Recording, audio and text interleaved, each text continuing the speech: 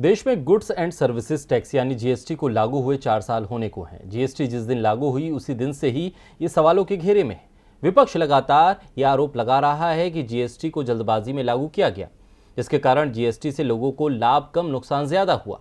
देश की अर्थव्यवस्था को भी इससे नुकसान ही हुआ और अब सुप्रीम कोर्ट ने भी जीएसटी को लेकर तल्ख टिप्पणी की है। तो क्या कहा सुप्रीम कोर्ट ने, देखिए इस रिपोर्ट में। 1 जुलाई 2017 से देश भर में जीएसटी लागू हो गया। प्रधानमंत्री ने इसे लागू करते हुए कहा कि आज देश को आर्थिक तौर पर आजादी मिली है और पूरे देश में एक कर लागू हो गया है।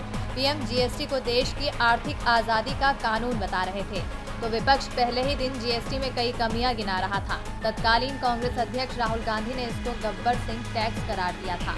व्यापारियों को भी शुरुआत से ही ये कानून समझ में नहीं आया, खासतौर पर इसका वर्गीकरण। 4 अलग अलग कैटेगरी को लेकर सवाल उठाए गए। देश में व्यापार जगत से जुड़े कई संस्थाओं और व्यापारियों ने इसको काला कानून बताया, लेकिन अब जीएसटी को लेकर सुप्रीम कोर्ट ने भी सरकार पर तीखी टिप्पणी की है। जस्टिस डीवाई चंद्रचूड़ ने सुनवाई के दौरान कहा, देश की संसद जीएसटी को आसान बनाना चाहती थी। संसद की मंशा थी कि जीएसटी सिटीजन फ्रेंडली टैक्स हो, लेकिन जिस तरह से इसे देश भर में लागू किया जा रहा है वो इसके मकसद को खत्म कर रहा है। टैक्समैन हर बिजनेसमैन को धोखेबाज नहीं कह सकता। दरअसल हिमाचल प्रदेश जीएसटी एक्ट 2017 के उस प्रावधान को सुप्रीम कोर्ट में चुनौती दी गई है, जिसमें कहा गया कि मामले की कार्यवाही पेंडिंग रहने के दौरान अधिकारी चाहे तो बैंक अकाउंट समेत अन्य प्रॉपर्टी जब्त कर सकता है।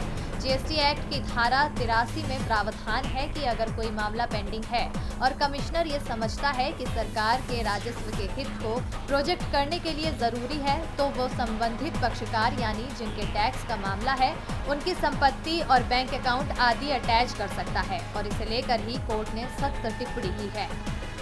डीबी लाइव की रिपोर्ट।